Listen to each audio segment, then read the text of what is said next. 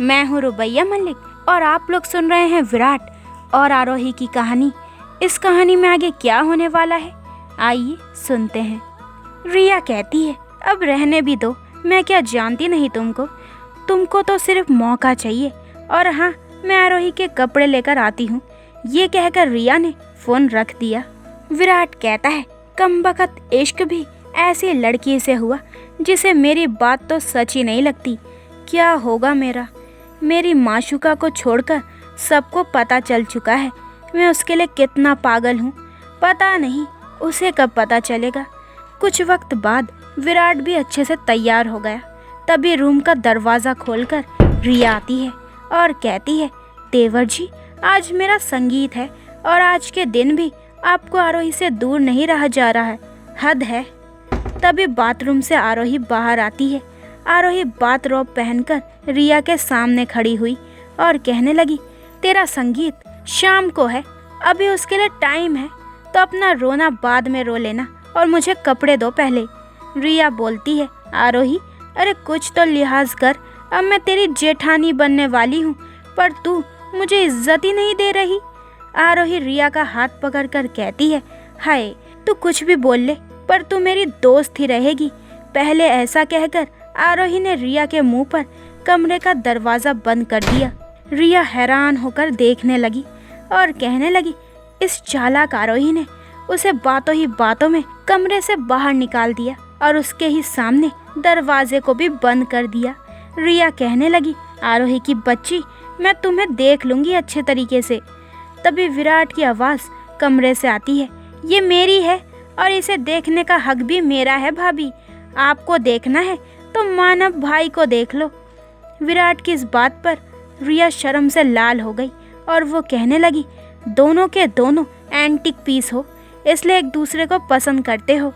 आरोही कमरे से आवाज़ देकर कहती है, रिया, मियाँ बीवी के कमरे के बाहर ऐसे खड़े रहना अच्छी बात नहीं है। रिया चिल्लाकर कहती है, हाँ हाँ मेरी माँ, मैं जा रही हूँ। आरोही भी तैयार होती है। विराट बेड पर लेटे लेटे आरोही को ही देख रहा था। आरोही अपने बालों को सुखा रही थी और वो इतनी खूबसूरत लग रही थी कि विराट की आंखें उससे हटी नहीं रही थी। आरोही तैयार हो जाती है, एक बार खुद को आईने में देखती है और कहती है, ठीक है। आरोही उठकर जाने लगती है। तभी विराट कहता है, अरे अरे, कहाँ जा रही हो? आरोही कहती है, विराट, मेरे भाई की शादी है और मैं इस घर की बहू, तो मुझे काम तो करना ही होगा ना। विराट कहता है, हाँ सही कहा तुमने, तुम बहू हो तो बहू की तरह रहो ना। मेरे नाम का मंगलसूत्र और सिंदूर तो तुमने लगाया ही नहीं। आरोही कहती है, ओ मिस्टर विराट, तुम भूल गए क्या, मैं लोगों के सामने सिंगल हूँ।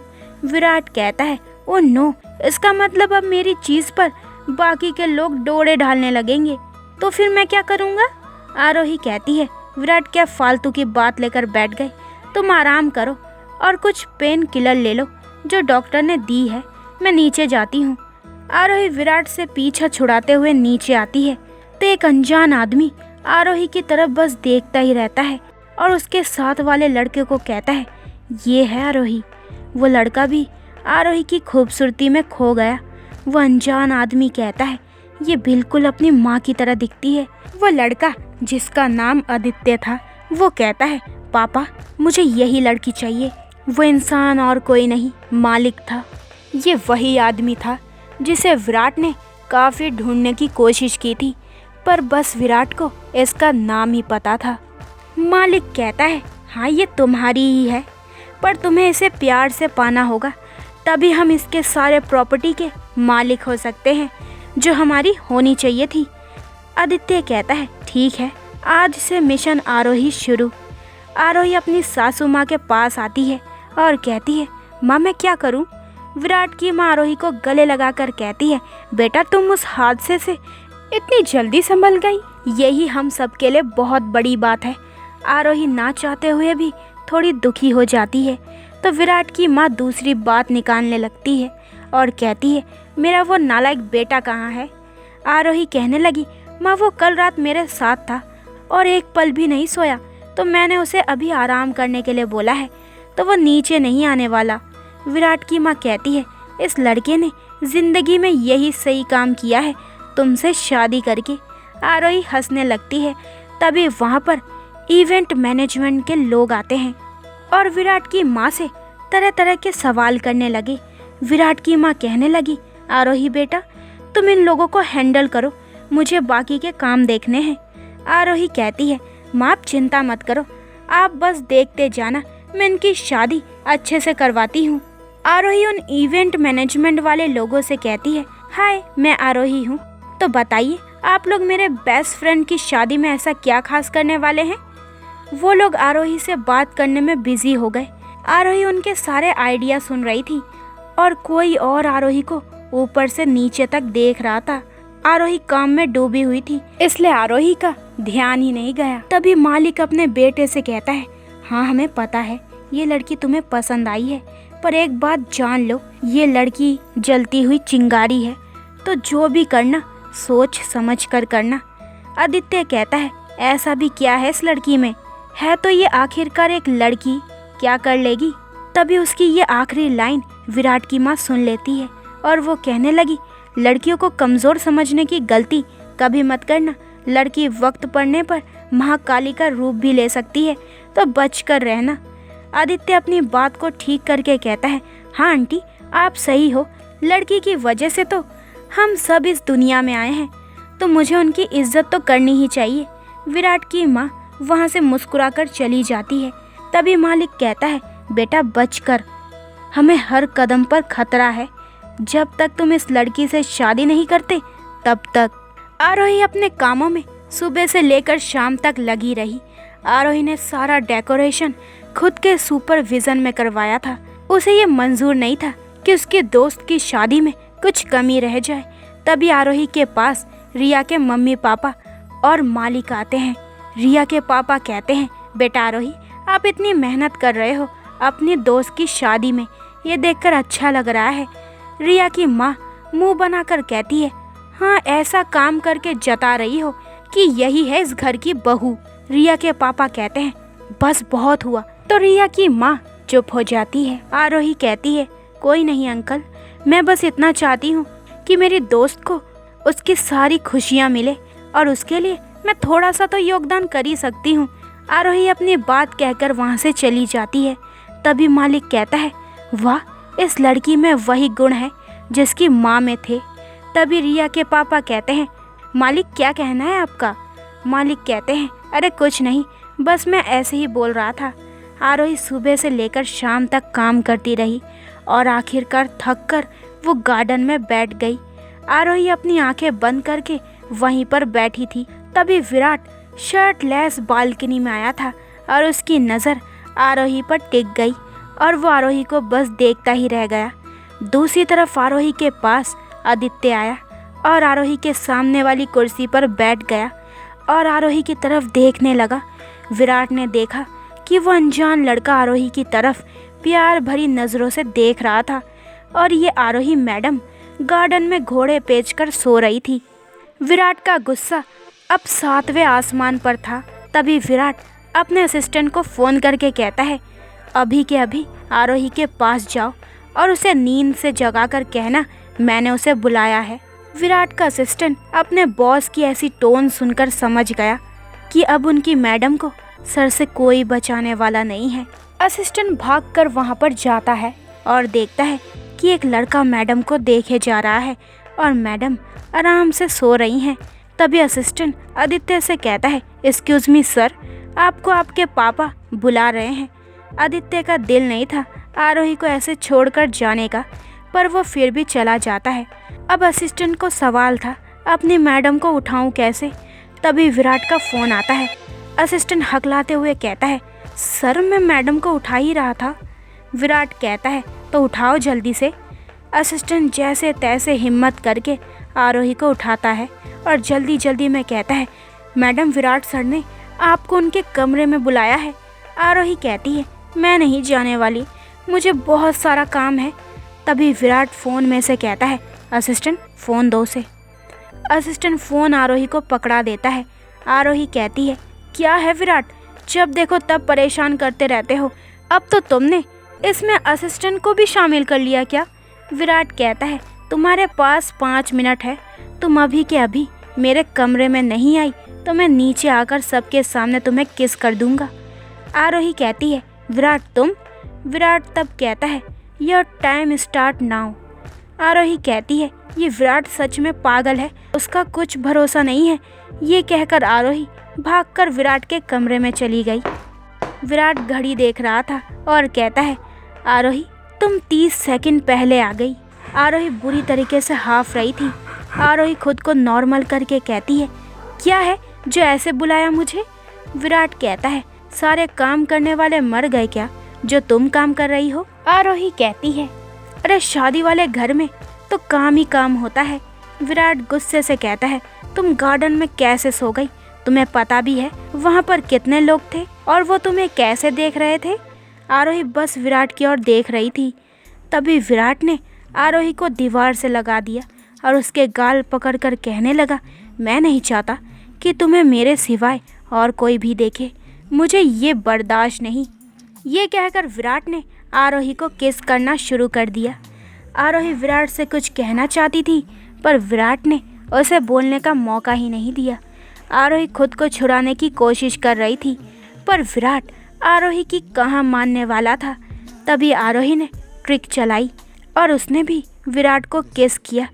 तब विराट हैरान रह गया और आरोही को छोड़ दिया। आरोही कहती है, विराट तुम सच में कमीने हो। तुम्हें सिर्फ मौका चाहिए मेरे पास आने का, वो भी किसी भी बहाने से। विराट आरोही की गर्दन पीछे से पकड़कर कहता है, तुम्हें क्या लगता है मैं तुम्हें ऐसे ही खुद से दूर जाने दूंगा? तुम मेरी बीवी हो, ये बात हमेशा याद रखना। और किसी को भी अपने पास आने दिया तो देख लेना मुझसे बुरा कोई नहीं होगा। आरोही ज़ोर ज़ोर से हंसने लगी और कहने लगी, ओह तो ये सब जलन के मारे हैं, तो मेरे पति परमेश्वर किसी से जल रहे हैं। विराट कहता है, मैं और जल रहा हूँ? खुद की शक्ल भी देखी है क्या? मैं क्यों जलने लगा? पर अब तुम मेरी जिम्मेदारी हो, इसलिए बस मैं तुम्हारे लिए अच्छा सोच रहा था। तभी आरोही विराट के होठ पर आया हुआ खून साफ करती है और कहती है, तो मिस्टर अपनी जिम्मेदारी को ऐसे किस करने का आपको किसने हक दिया? विराट कहता है, तुम मेरी वाइफ हो तो तुम्हें किस तो मैं कर ही सकता हूँ। आरोही कहती है, सच में विराट तुम्हारा कुछ नहीं हो सकता। तभी विराट आरोही के सामने एक बैग लाता है जिसमें आरोही के लिए एक खूबसूरत सी साड़ी थी। विराट कहता है, ये आज पहनना तुम। आरोही साड़ी देखकर कहती है, वाह ये तो बड़ी ही खूबसूरत साड़ी है। विराट कहता है, हाँ खूबसूरत तो होगी ही ना, आखिरकार मेरी पसंद जो है। आरोही चेंज करने के लिए बाथरूम में गई और कुछ देर बाद वापस आ गई तो विराट बस उसे देखता रह गया। रेड कलर की साड़ी में आरोही इतनी खूबसूरत लग रही थी कि विराट का दिल बस उसे ही देखना चाहता था। पर विराट ने देखा तो वो शॉक हो गया। आरोही की आंखों में आंसू थे। विराट कहने लगा, आरोही क्या हुआ तुम्हें? ये पसंद नहीं आया क्या? आरोही कहती है, विराट मैं इसे नहीं पहन सकती। विराट बोला, पर क्यों? आरोही तुम इतनी तो अच्छी लग रही हो। अरे तुम इतनी खूबसूरत लग रही हो, मेरी नज़र नहीं हट रही तुमसे। आरोही कहती है, विराट मैंने कहा ना मैं नहीं पहनूंगी, मतलब नहीं। विराट कहने लगा, पर क्यों नहीं? आरोही ने अपने बाल एक साइड कर दिए और विराट को अपने पीठ पर आए हुए निशान दिखाए और आरोही रोते हुए कहने लगी, बस ये, अब और कुछ? विराट आरोही की पीठ देखकर हैरान था। आरोही की गोरी पीठ जगह जगह लगने की वजह से काली और नीली पड़ चुकी थी क्योंकि आरोही को काफ़ी चोट लगी थी। विराट कहने लगा, सॉरी आरोही, मैं नहीं जानता था कि कैसा लगा होगा तुम्हें। आरोही कहती है, कोई बात नहीं, इसमें तुम्हारी क्या गलती है। ये कहकर आरोही जाने लगी तो विराट ने आरोही को अपने सीने से लगा लिया और कहने लगा, आरोही मुझे माफ़ कर दो, मैं तुम्हारे ज़ख्मों को फिर से खुरेद रहा हूँ। आरोही कहती है, विराट कोई बात नहीं, वैसे भी तुमने समय रहते मुझे बचा लिया, नहीं तो मैं आज जिंदा नहीं होती। तुमने मेरी जान बचाई। विराट कहता है, उन लोगों को उनके कर्मों की सज़ा मैं दे चुका। आरोही कहती है, अब चलो मुझे तैयार होने दो। विराट आरोही से कहता है, आरोही तुम ये साड़ी मेरे लिए नहीं पहन सकती क्या?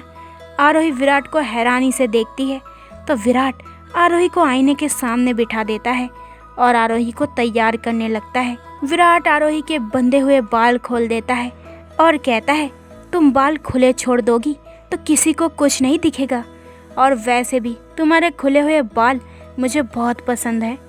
विराट आरोही के हाथों में कंगन पहनाता है और कहता है, मैंने तुम्हें कई बार तैयार होते हुए देखा है, तो इतना हैरान होकर क्यों देख रही हो मुझे? आरोही बस विराट को महसूस कर रही थी। आरोही को पता ही नहीं चल पा रहा था कि विराट उसे तैयार कर रहा है। विराट 5 मिनट के बाद कहता है, हाँ अब तुम तैयार हो, एक बार खुद को देख लो। आरोही अपनी आंखें खोलकर खुद को आईने में देखती है। रेड कलर की साड़ी, उसमें मैचिंग कंगन, बड़े बड़े झुमके और माथे पर एक काली बिंदी। आरोही सिंपल थी पर काफ़ी खूबसूरत लग रही थी। विराट कहता है, हाय मेरे चांद को नज़र ना लगे किसी की। आरोही कहती है, वाह तुमने तो मुझे अच्छे से तैयार कर दिया, वाह मिस्टर।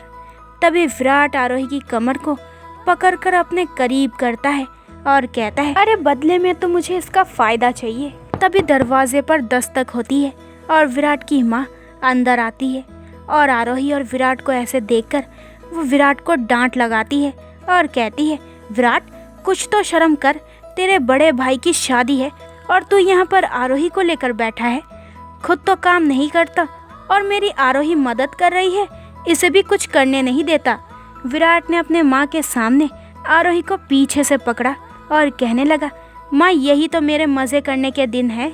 विराट की माँ आरोही को विराट से छुड़ाते हुए कहती है, ये शादी होने तक अगर मैंने तुम्हें आरोही के करीब देखा तो देख लेना। ये कहकर विराट की माँ आरोही को लेकर चली जाती है। विराट कहता है, माँ आप बस देखते जाना मैं आरोही के करीब कैसे आता हूँ। ये कहकर विराट हंसने लगा।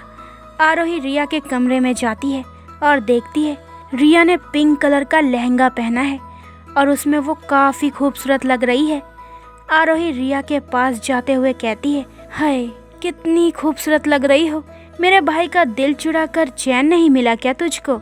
रिया कहती है, अरे वाह देवरानी जी, साड़ी में आप तो कहर ढा रही हो, विराट को दिखाया क्या? आरोही शर्माते हुए कहती है, उसने ही तो तैयार किया है। रिया कहती है, अरे वाह तेरी तो गाड़ी निकल पड़ी, नहीं तो एक मेरे हैं जिनके पास मेरे लिए तो टाइम ही नहीं है। आरोही मैं तेरे लिए बहुत खुश हूँ, विराट जैसा लड़का तेरी ज़िंदगी में आया जो तुझे इतना प्यार करता है। आरोही कहती है, अब रहने भी दो, अब ये बता मानव भाई और तू डांस करने वाले हैं या नहीं? रिया कहती है, अरे उस खड़ूस ने पहले ही मना कर दिया, अब क्या पता मेरे साथ डांस करेगा भी या नहीं। सब लोग संगीत के लिए हॉल में आते हैं और बस देखते रहते हैं। आरोही ने रिया के पसंद से सारा डेकोरेशन करवाया था। रिया इसे देखकर काफ़ी खुश हो गई थी। सीढ़ियों से आरोही और रिया नीचे आने लगी तो सारे लोगों की नज़र बस उन पर ही थी।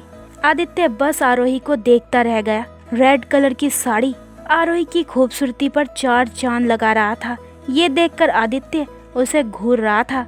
दूसरी तरफ विराट आदित्य को घूर रहा था और विराट ने आदित्य की कुंडली निकलवाने के लिए अपने आदमियों को लगवा भी दिया था। विराट मन में ही कहता है, साले मेरी बीवी पर क्यों डोरे ढाल रहा है। तभी विराट के पास मानव आता है और कहता है, साले कब से देख रहा हूँ तू आरोही को ऐसे घूर रहा है जैसे उसे कच्चा खा जाएगा। अरे तेरी ही है, ऐसे मत देख। विराट कहता है, भाई आपको अब भी मेरी पड़ी है, आप अपनी वाली को देखो कितनी प्यारी लग रही है। पर नहीं आपको तो छोटी बहन से फुर्सत मिले तो ना आप रिया को देखोगे। मानव कहता है, हाँ ये तो सच है, मेरी दोनों क्वीन आज काफ़ी खूबसूरत लग रही हैं। विराट मुंह बनाकर कहता है, हाँ आपकी ही है, वो दोनों मेरी कुछ नहीं है। तो ये वाला एपिसोड यहीं पे ख़त्म होता है। अगले एपिसोड में जानेंगे कि इस कहानी में आगे क्या होने वाला है। क्या आदित्य आरोही को हासिल कर पाएगा या आदित्य के आने से विराट और आरोही के बीच की दूरियां बढ़ जाएंगी और विराट आदित्य को कौन सा नया सबक सिखाएगा? तो आगे के एपिसोड और भी इंटरेस्टिंग होने वाले हैं, तो मेरे चैनल को जल्दी से सब्सक्राइब कर दें ताकि आपको मेरे न्यू एपिसोड का नोटिफिकेशन सबसे पहले मिल जाए। लाइक शेयर करें और कमेंट्स करके मुझे ज़रूर बताएं कि आप लोगों को ये स्टोरी कैसी लग रही है। अपना ख्याल रखें। बाय दोस्तों।